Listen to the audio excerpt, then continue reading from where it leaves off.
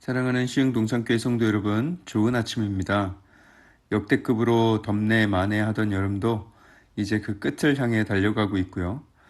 이미 엊그제가 가을의 시작을 알리는 입추였습니다. 조금 잠잠해지나 싶었던 코로나는 더 크게 창궐하고 또 대선까지는 아직 까마득한 것 같은데 정치권도 참 시끄럽습니다. 수많은 논란 속에서도 올림픽은 그 모든 경기를 다 마치고 조용히 폐막을 하였습니다.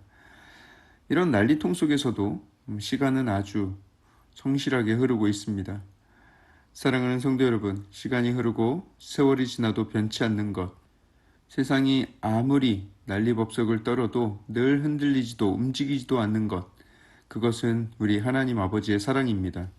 세상의 그 모든 것이 다 흔들리고 변해도 우리 하늘 아버지의 사랑은 절대로 흔들리거나 변하지 않기 때문에 우리는 그 사랑을 절대적으로 신뢰할 수 있고 또 의지할 수 있습니다. 무엇을 의지해야 할지, 무엇에 소망을 둬야 할지 몰라서 고민하지 마시고 오직 우리 하늘 아버지의 사랑에 의지하여 살아가는 저 여러분들 되길 주님의 이름으로 축복합니다. 자, 그럼 오늘 2021년 8월 9일 월요일 시동을 위한 메시지 지금 시작합니다. 오늘 우리에게 주시는 하나님의 말씀은 이사야서 60장 1절에서 22절의 말씀입니다. 이사야서 60장 1절에서 22절의 말씀.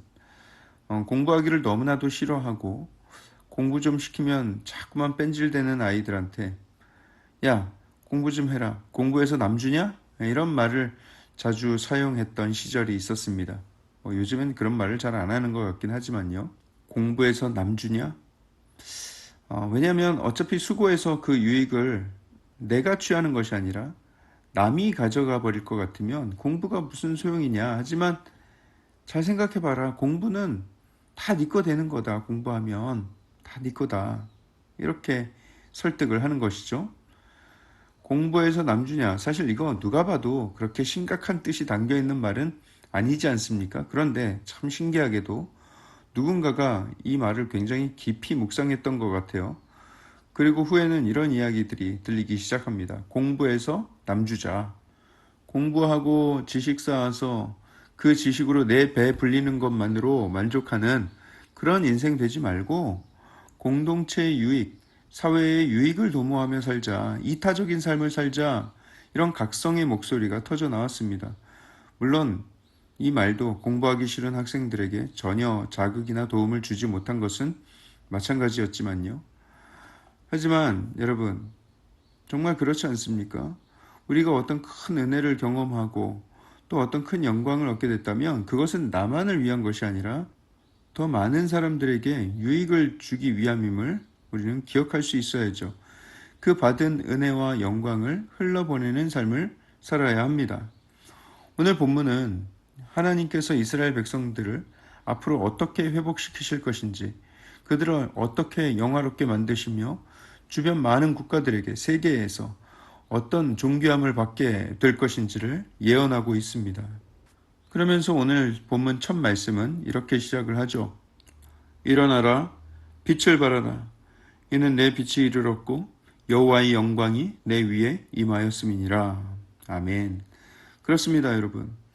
하나님께 은혜를 입고 영광을 얻은 모든 자들은 이제 그 슬픔과 어둠의 자리에서 일어나 하나님께서 주신 그 찬란한 빛을 세상에 바라며 살아가야 합니다. 우리 주의 백성들이 언제까지 슬퍼하며 언제까지 어둠 속에서 함께 절망하고 탄식하며 지내야 하겠습니까? 하나님이 주신 생명의 빛을 내 속에 담아두기만 하지 말고 이제 그 빛을 여전히 어두운 세상에 나아가 밝히 비추며 살아야 합니다. 2절과 3절의 내용을 보면요. 보라, 어둠이 땅을 덮을 것이며 캄캄함이 만민을 가리려니와 오직 여호와께서 내 위에 임하실 것이며 그의 영광이 내 위에 나타나리니 나라들은 내 빛으로 왕들은 비치는 내 광명으로 나아오리라. 아멘. 여러분, 세상은 앞으로도 계속해서 어두울 것입니다. 아니, 오히려 더 큰 어둠이 이 세상을 덮게 될 것입니다. 하지만 하나님은 주를 믿는 백성들, 우리들 위에 임하시고 그분의 큰 영광을 나타내실 것입니다.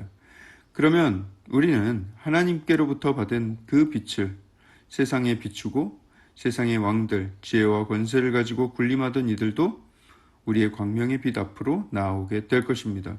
여러분, 이것이 얼마나 귀하고 신나는 일입니까? 4절과 5절도 보세요. 보라, 어둠이 땅을 덮을 것이며 캄캄함이 만민을 가리려니와 오직 여호와께서 내 위에 임하실 것이며 그의 영광이 내 위에 나타나리니 나라들은 내 빛으로 왕들은 비치는 내 광명으로 나아오리라. 아멘. 사랑하는 성도 여러분, 오늘 이 말씀은 미래형으로 앞으로 임하게 될 것이다, 임할 것이다, 이렇게 미래형으로 이야기를 했는데, 저는 아까부터 자꾸만 이 빛이 이미 임한 것처럼, 우리가 이미 이런 영광을 받은 것처럼 제가 말씀을 드리고 있지 않습니까? 여러분 정말 그렇게 여겨지십니까? 여러분, 제가 그냥 여러분 듣기 좋으시라고 힘내시라고 이렇게 이야기하는 것이 아닙니다. 실제로 하나님의 영광이 우리에게 임했습니다. 이 이사야 선지자가 예언하던 그 영광, 그 빛이 이제는 이미 우리에게 임했습니다. 예수 그리스도께서 이 땅에 빛으로 오심으로 우리는 그 빛으로서 자유함을 얻었고 어둠의 영으로부터 완전히 벗어나게 되었습니다. 죄의 사슬이 풀려졌고 우리를 가두던 그 어두운 감옥은 이제 그 문이 다 열리게 되었습니다. 이제 하나님이 말씀하십니다. 일어나라, 빛을 발하라. 왜 아직 그러고 있냐? 너는 이미 자유함을 얻었지 않느냐? 너는 이제 더 이상 어두움에 거하는 사람이 아니다. 이는 내 빛이 이르렀고 여호와의 영광이 내 위에 임하였음이니라. 할렐루야.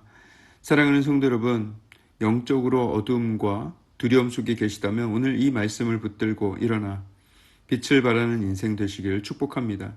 이미 예수 그리스도의 그 빛이 내 위에 임하였음을 기억하시고 그 권세와 위엄의 삶을 살아가시길 축복합니다.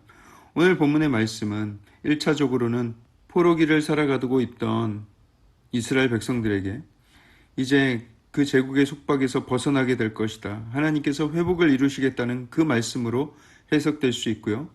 또 2차적으로 궁극적으로는 방금 말씀드렸듯이 예수 그리스도가 이 땅의 죄의 권세를 굴복시키시고 믿는 자들에게 빛으로 임하셨고 이 땅의 모든 권세와 복을 내려주셨다라는 예언의 성취에 대한 말씀입니다. 여러분, 오늘 하루 그 놀라운 권세가 내 위에 임하였음을 늘 기억하고 기뻐하며 신나하며 그 빛을 세상 만방에 비추며 어둠을 밝히며 승리하며 살아가시기를 주님의 이름으로 축복합니다. 사랑의 하나님, 우리에게 귀한 생명의 빛 예수 그리스도의 빛을 허락하여 주심에 감사를 드립니다. 우리가 이 땅 살아가면서 이 어두운 세상을 살아가면서 그 빛을 얻었음이 아버지 우리에게 얼마나 큰 기쁨이며 큰 힘이 되는지요.